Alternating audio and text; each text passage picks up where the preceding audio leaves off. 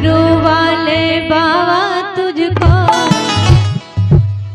आना होगा,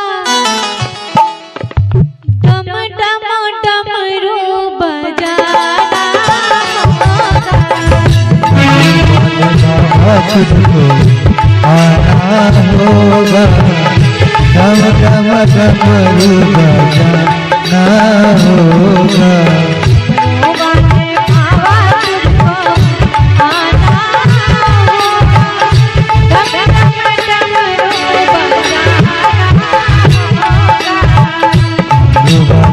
बाबा तुझको आना होगा, डम डम डमरू बजाना होगा।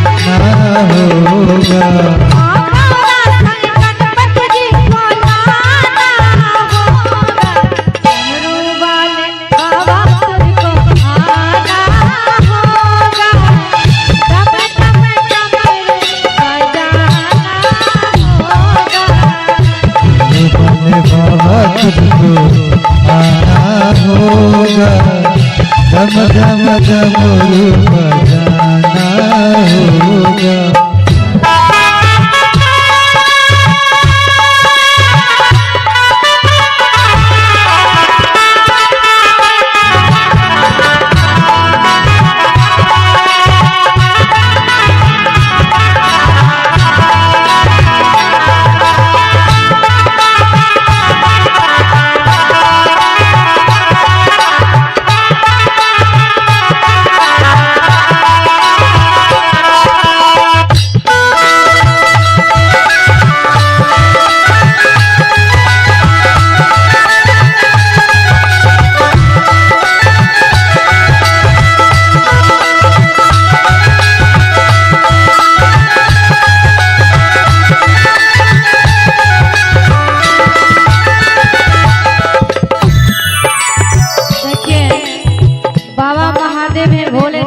देवों के देव महादेव कहलाते हैं और बाबा को कहते हैं डमरू बजाने आप लोग हाथ भी नहीं बजाते, कितना नाइंसाफी कर रहे हैं। और अंतिम समय है, कम से कम हाथ से तो ताली बजनी चाहिए, है ना? तो प्रेम से सब लोग बजा कर गाइए तो अच्छा रहेगा। तो आगे क्या करिए, बेले पत्र दूध बाबा आपको चढ़ाएंगे, केसरिया चंदन तिलक माथे पे लगाएंगे, केसरिया चंदन तिलक माथे पे लगाएंगे।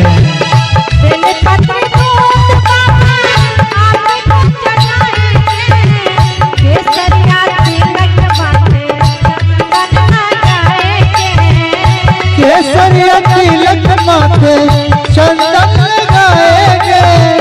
भक्तों को तरस दिखाना होगा, डमरू वाले बाबा तुझको आना होगा, डम डम डमरू बजाना होगा। वाले बाबा तुझको आना होगा, डम डम डमरू बजाना होगा।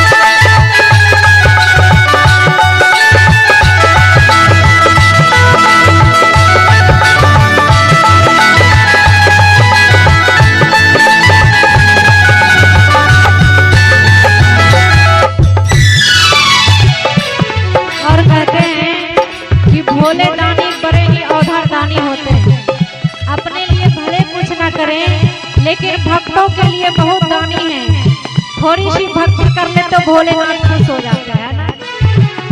इसलिए बाबा से क्या कहना है,